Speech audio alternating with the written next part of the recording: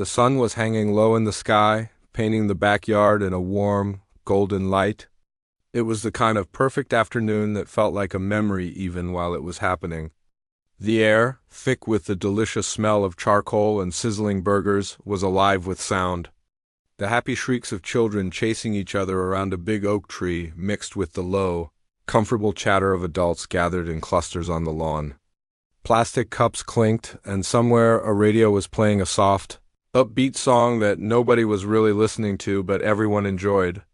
In the middle of all this, moving through the groups like a spark dancing through dry grass, was the young man. He was the source of most of the noise, the engine of the day's joy. At 24, he still carried the boundless energy of a teenager, but it was focused, sharpened by a quick wit that he wielded like a magician's wand. He wasn't just telling jokes, he was performing. His hands flew through the air to punctuate a story. His expressions shifted from comical shock to exaggerated seriousness in the blink of an eye, and his grin was a permanent, infectious feature on his face. He was the family's jester, and the role was one he had perfected over many years. He swooped down on his aunt first, a sweet woman who was hovering protectively over a large bowl of potato salad. "Ah, the legendary Spud creation," he declared in a loud, theatrical whisper that made everyone nearby turn and smile. "I've been hearing tales of this dish. They say it has magical powers. They say one bite can cure a rainy day and make your plants grow faster." The aunt swatted at his arm playfully, her own face crinkling into a smile. "Oh, stop it, you. Just try some and tell me if I put too much dill in." He took a tiny spoonful, bringing it to his lips with the slow, deliberate care of a bomb disposal expert. He closed his eyes, savoring the imaginary explosion of flavor. He hummed, stroking his chin thoughtfully. "It's good, but I think my tomatoes are a little scared. They're trembling." He pointed a finger at the diced red tomatoes in the bowl. The small group around them erupted in laughter, and the aunt just shook her head, trying to look annoyed but failing completely. From there, he moved on to the younger cousins who were sprawled on a blanket looking bored. He didn't say a word at first. Instead, he dropped to his hands and knees and began to creep towards them, moving with the exaggerated stealth of a cartoon character hunting its prey. He peeked over the edge of the blanket, his eyes wide. "Psst," he hissed. "Have you seen it? The great backyard squirrel?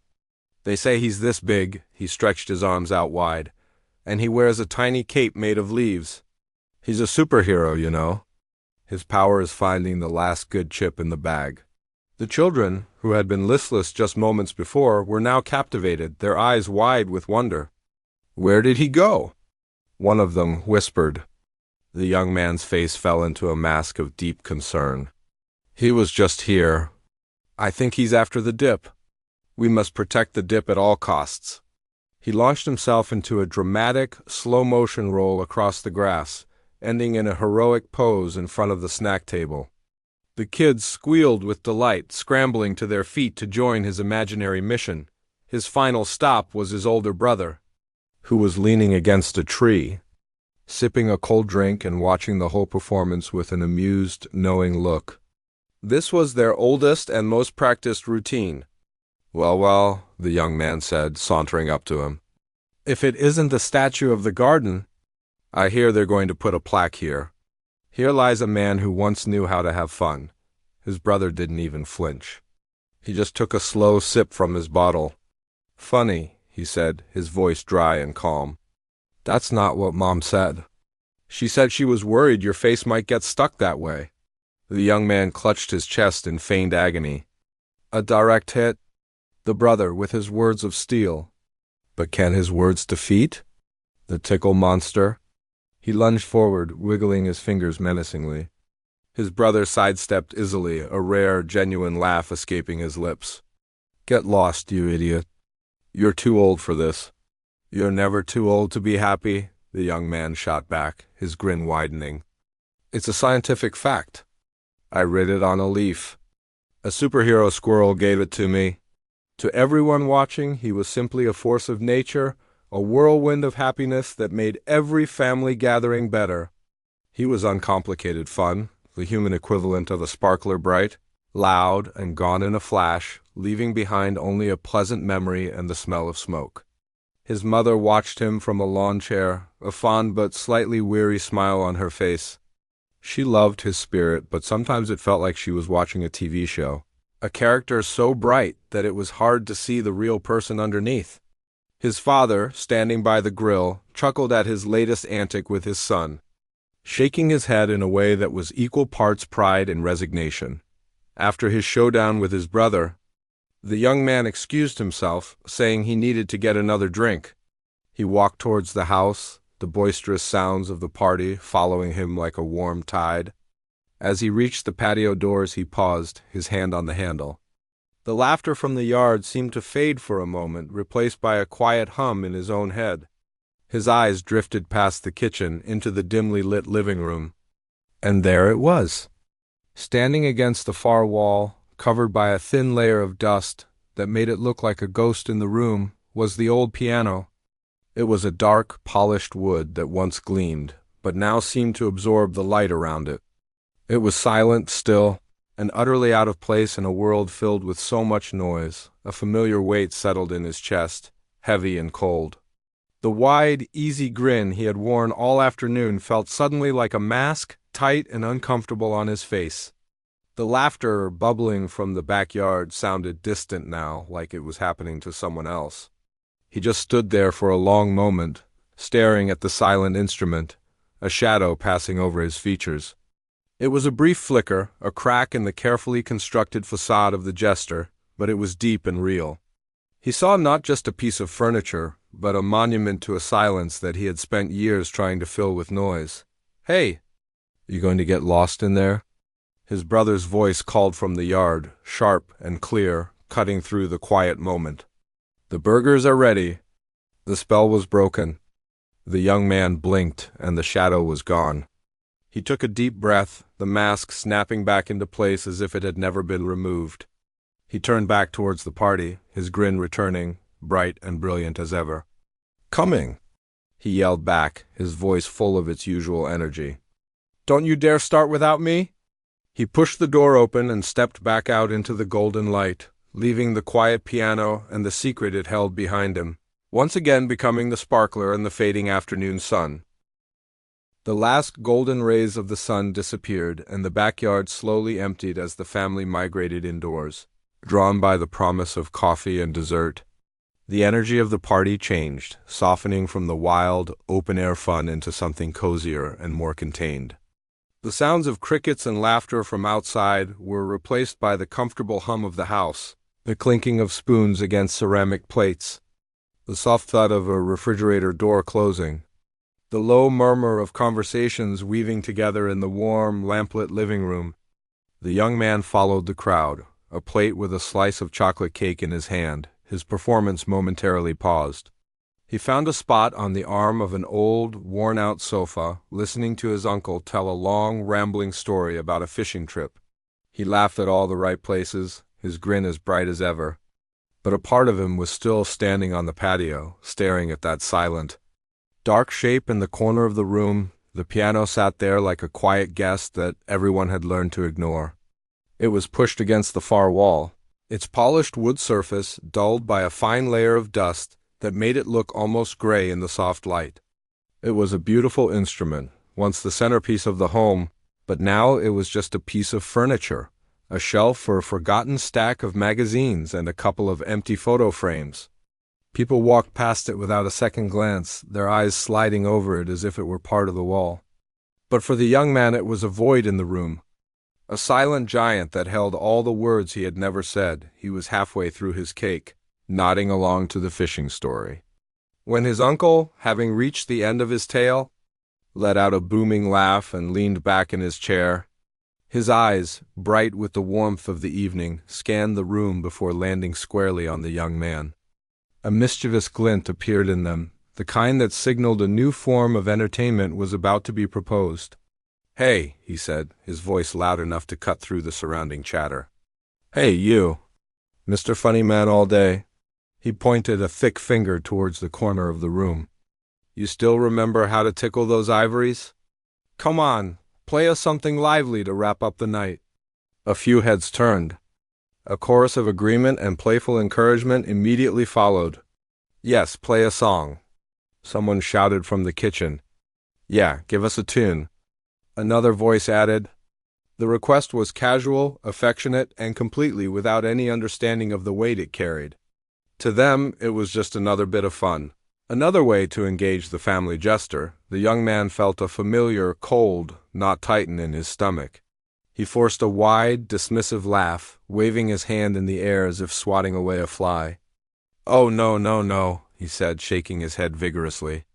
"My musical career ended the day I realized chopsticks was the peak of my talent. We don't want to subject our ears to that kind of torture." He hoped his deflection was quick enough, that a new conversation would start and the moment would pass, but his uncle was persistent. "Nonsense. Every family needs a little music. It's good for the soul. Bet you're better than you let on." His mother, who was clearing plates from the coffee table, chimed in with a gentle smile.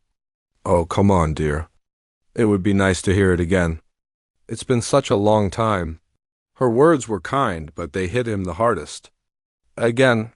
She didn't remember what again really sounded like. He tried another tactic, turning to his brother who was sitting nearby, scrolling on his phone. "See, this is what I have to deal with," he said in a loud, conspiratorial whisper. "They want me to embarrass myself.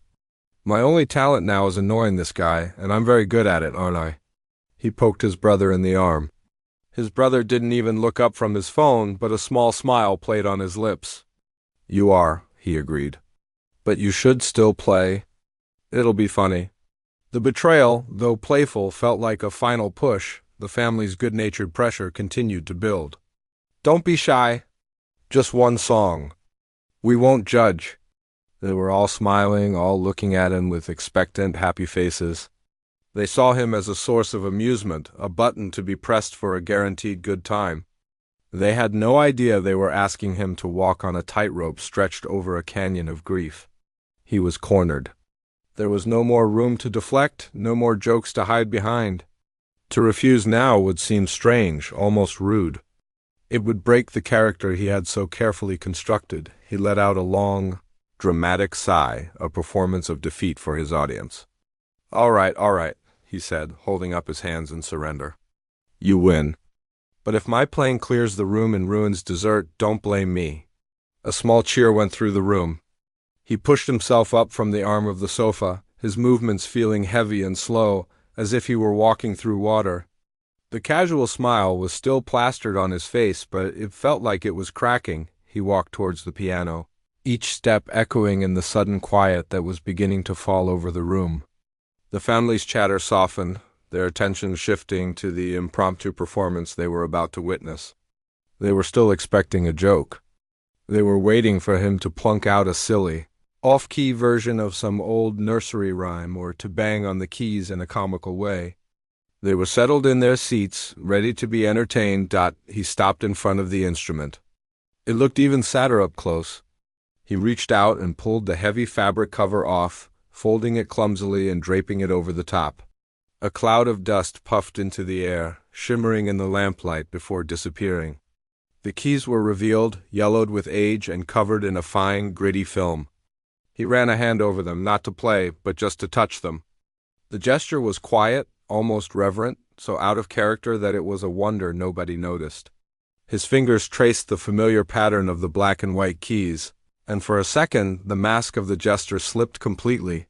His face was blank, lost in a memory. He sat down on the small wooden bench. It creaked under his weight. He positioned himself, his back straight, his shoulders square. He was no longer the slouching, carefree jokester. He was a musician at his instrument, and by turning his back to the room he created a wall. He shut them out. The last few murmurs of conversation died down, replaced by a curious, expectant silence. They leaned in, waiting for the first clumsy, comical note.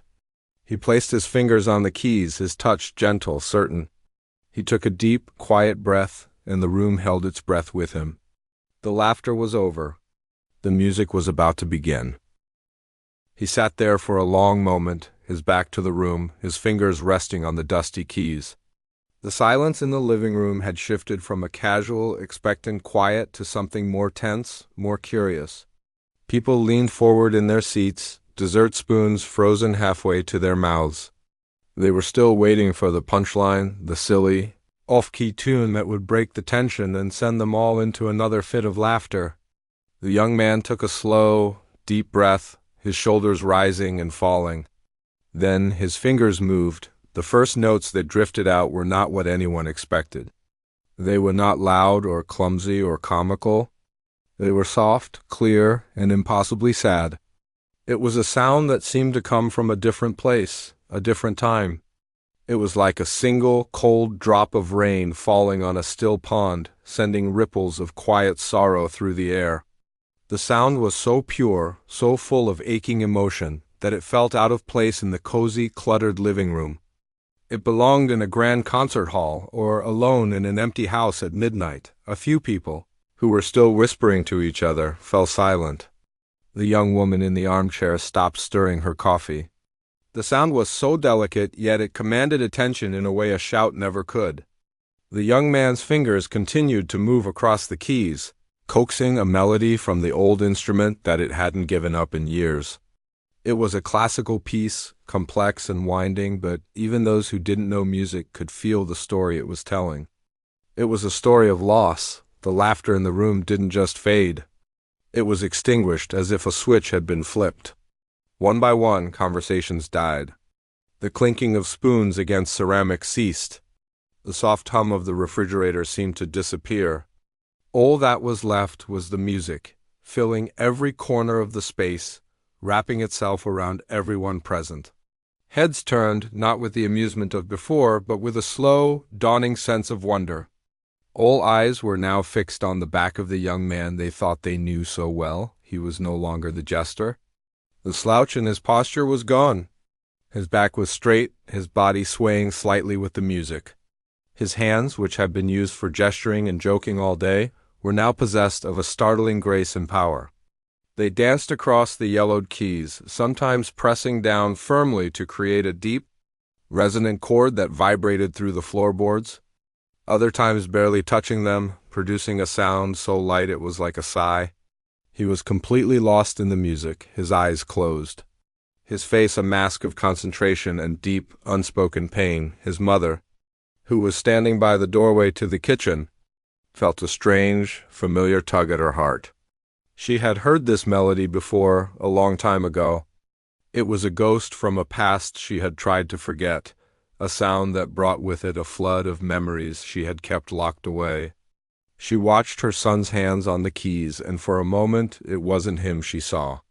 She saw another pair of smaller, more delicate hands, flying over the same keys with the same passionate intensity. A forgotten image of her daughter, her face lit by the afternoon sun as she played, flashed in her mind. She brought a hand to her mouth, a sudden, sharp understanding taking her breath away. His brother, who had been so casually scrolling on his phone, had now put it down completely. He was staring, his mouth slightly open. He felt a strange mix of awe and confusion.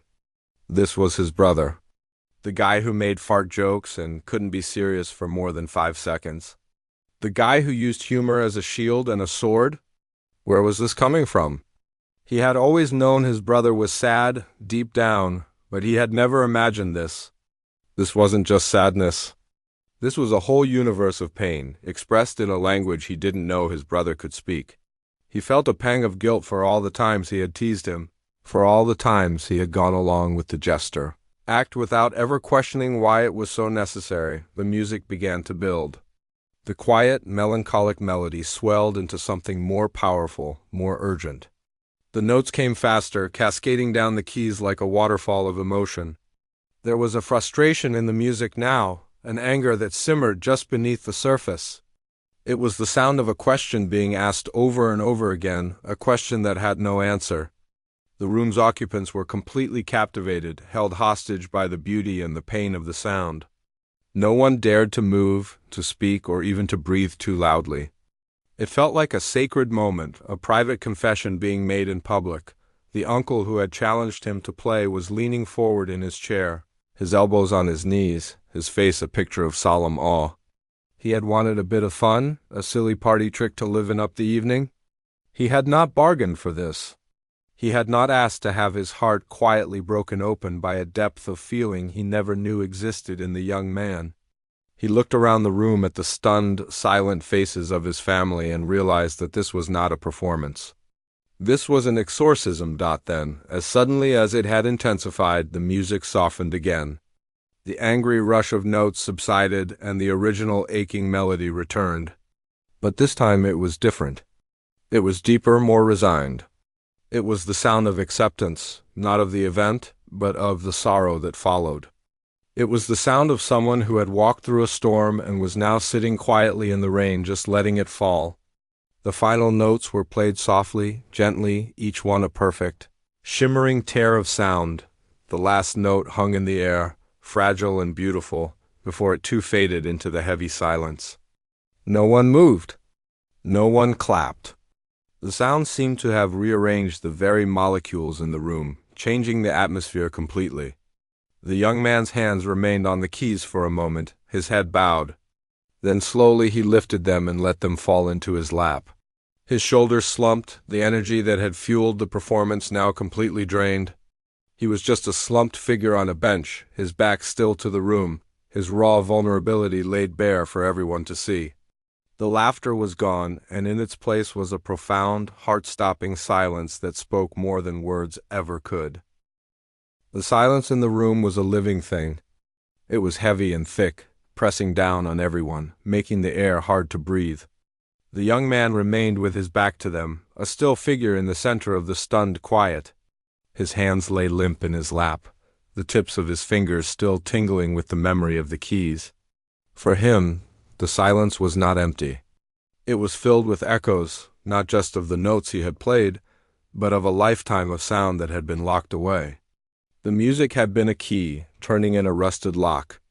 And now the door was opened. As he sat there, the dusty feel of the ivory keys under his fingers seemed to pull him backward, away from the lamplit living room and into a sun-drenched afternoon from 5 years ago. He was no longer a man of 24, but a boy of 19, and the house was filled with a different kind of music. It was the same melody, the one that had just shattered the present moment, but then it was a sound of warmth and life, a constant, gentle presence in their home. He could see it so clearly. His sister, just 2 years older than him, was at the piano. Her back was straight, just as his had been, but her posture was lighter, filled with a youthful energy. Her long hair was pulled back in a messy ponytail, and a few stray strands had escaped to frame her face in a halo of gold as the late afternoon sun streamed through the window behind her. She was completely absorbed, her body swaying in time with the music, a small, contented smile playing on her lips. She wasn't just playing the notes. She was telling a story with them. He remembered sitting on the floor just a few feet away, pretending to read a book, but really just listening. He didn't understand the complicated names of the chords or the structure of the piece, but he understood the feeling. It was like watching a sunset or looking at the stars. It made him feel small, but in a good way, like he was part of something huge and beautiful. The music would fill the whole house and everything would stop. His father would put down his newspaper. His mother would pause her chopping in the kitchen. Even his brother, who usually had headphones on, would take them off and just listen. The music was her language, and it was one they had all learned to speak without ever saying a word. He remembered one evening. After she had finished playing, he had asked her about the piece. "What's it called?" he'd asked. She had patted the space on the bench next to her. "Come here," she'd said. He had sat down and she pointed to the sheet music.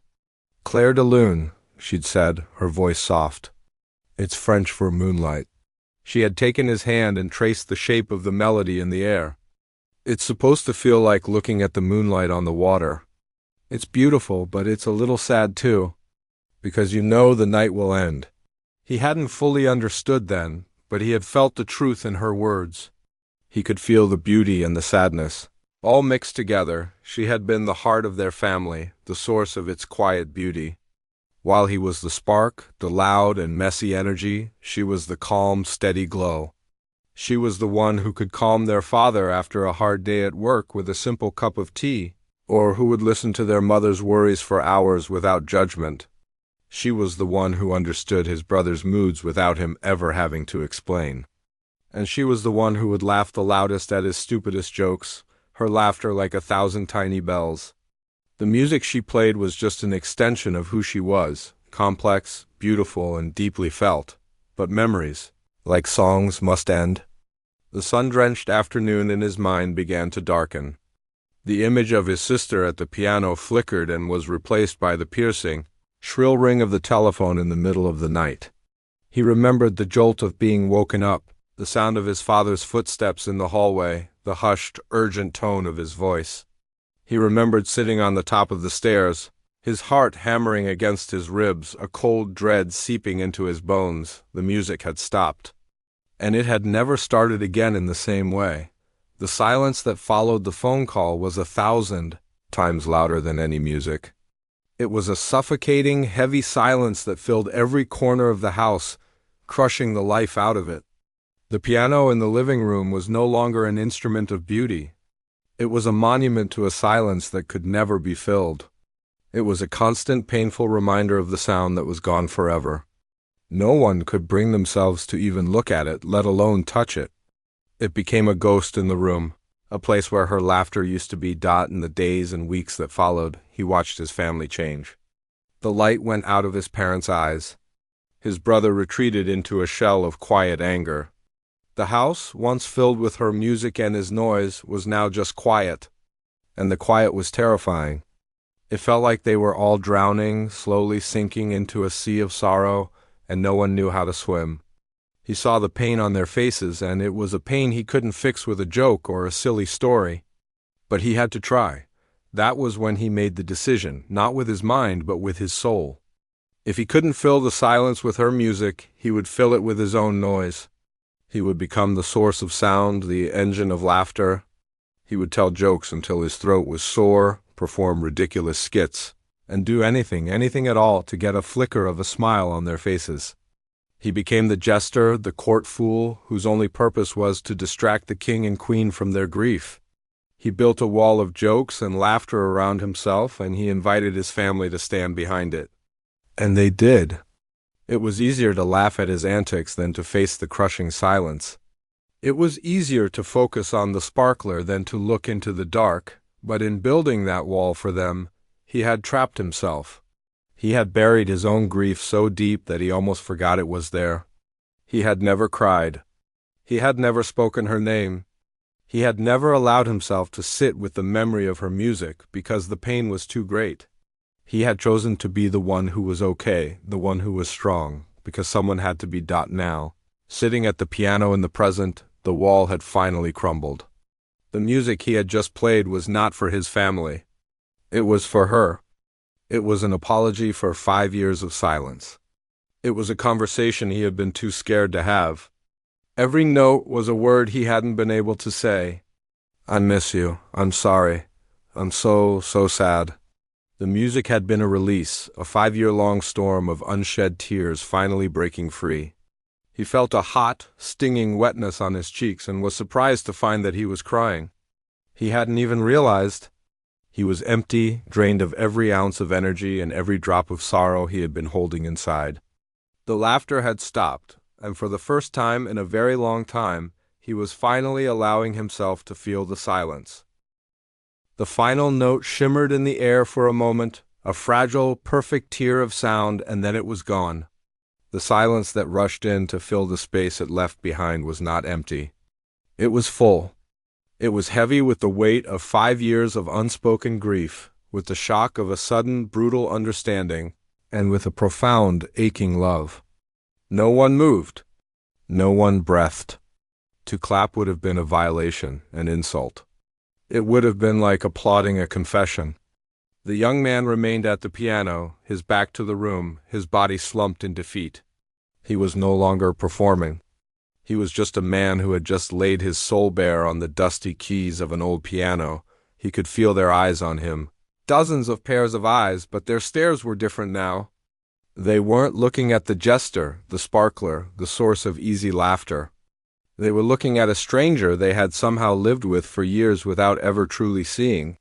He felt exposed, raw like a nerve that had been scraped bare. He waited for the inevitable questions, the awkward pity, the gentle but firm suggestion that he should maybe go lie down.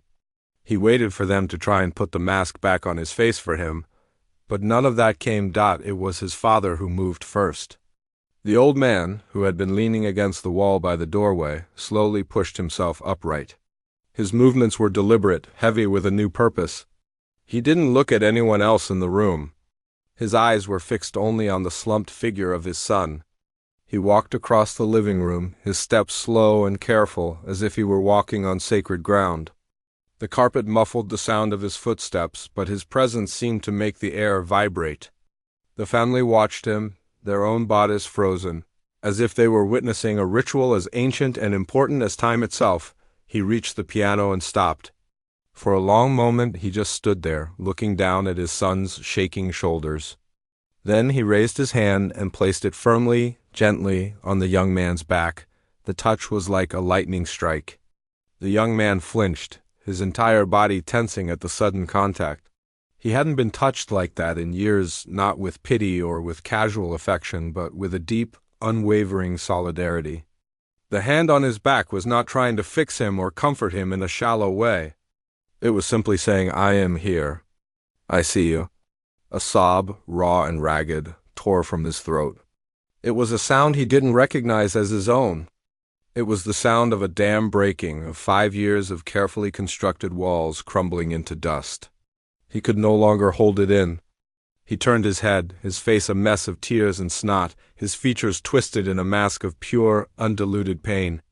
He looked up at his father, his eyes pleading, and for the first time he let his father see the broken, grieving little boy who had been hiding behind the jester's grin. His father's face was a landscape of sorrow. His own eyes were wet, but his expression was not one of pity. It was one of profound, shared understanding. He didn't say a word. He just kept his hand on his son's back, a steady, grounding pressure in the storm of his grief. The sight of the father's hand seemed to break the spell for the rest of the family. The young man's mother, who had been standing by the kitchen door with a hand pressed to her mouth, finally let out a soft, choked sob. It wasn't a sound of despair, but of recognition. She too finally understood. She hadn't just lost a daughter. She had been watching her son drown, and she hadn't even known he was in the water. She hurried across the room, not to the piano, but to a small ottoman nearby, sinking onto it and burying his face in her hands, her body shaking with quiet tears. She was giving him space, but her presence was a shield, a protective wall around his pain. His brother, who was still sitting on the sofa, slowly put his phone down on the cushion beside him. He didn't pick it up again. He stared at his brother's crying face, and a wave of guilt so powerful it made him feel sick washed over him. All the times he had teased him, all the times he had dismissed his silliness as immaturity, all the times he had been too lost in his own quiet anger to see the hurricane raging in his brother's heart. He had thought they were handling it in their own ways, but he realized now that his brother hadn't been handling it at all. He had just been hiding it for all of them. The brother leaned forward, his elbows on his knees, and watched, his own vision blurring. He was no longer just a spectator. He was a witness. The young man took a deep, shuddering breath, the air catching in his throat. He wiped his face with the back of his hand, a clumsy, childlike gesture. He looked at the keys in front of him, his vision still blurry with tears. The silence in the room was no longer suffocating. It was a shared space, a blanket of communal mourning that was finally being allowed to exist. He felt the knot in his chest, the one that had been there for 5 years, begin to loosen just a little. He didn't know what to do. The performance was over, but he was still on stage. He felt a strange urge to run, to hide, to put the mask back on and pretend it never happened. But his father's hand was still on his back, holding him in place, holding him together. He looked at the keys again, and a different memory surfaced. It was a simple, silly little tune, one his sister had made up and taught him when they were little. It was just a few notes, a happy, bouncy melody that she called the Rainy Day Song. She would play it whenever he was sad, and it always made him smile. His fingers, still trembling, found the keys. He hesitated for a second, and then he began to play. It was nothing like the piece before. It was simple, clumsy, and full of mistakes. But it was real. It was a memory, not a performance. The melody was light and cheerful, a stark contrast to the heavy sorrow that had just filled the room. It was like the first ray of sunshine after a long, dark storm. It was an apology, a thank you, and a promise all at once. It was him saying, "I remember the happy parts too, and I think I'm ready to try and find them again." His family listened. This time, the silence that followed was different. It was warm and gentle. A few people even managed small, sad smiles. The mother looked up, her tear-streaked face breaking into a fragile, beautiful smile of remembrance. She remembered that song. The brother leaned back on the sofa, a single tear rolling down his cheek. But the corner of his mouth was turned up in a tiny, hopeful grin. The young man finished the simple tune and let his hands rest on the keys. He didn't turn around. He didn't need to. He could feel the change in the room. The laughter was gone, and it might never come back in the same loud, uncomplicated way. But in its place was something far more real, far more valuable. It was the quiet sound of a family finally breathing again, together. The gesture was gone, but in his place was a son, a brother, a whole person, finally ready to be seen. And that was a beginning.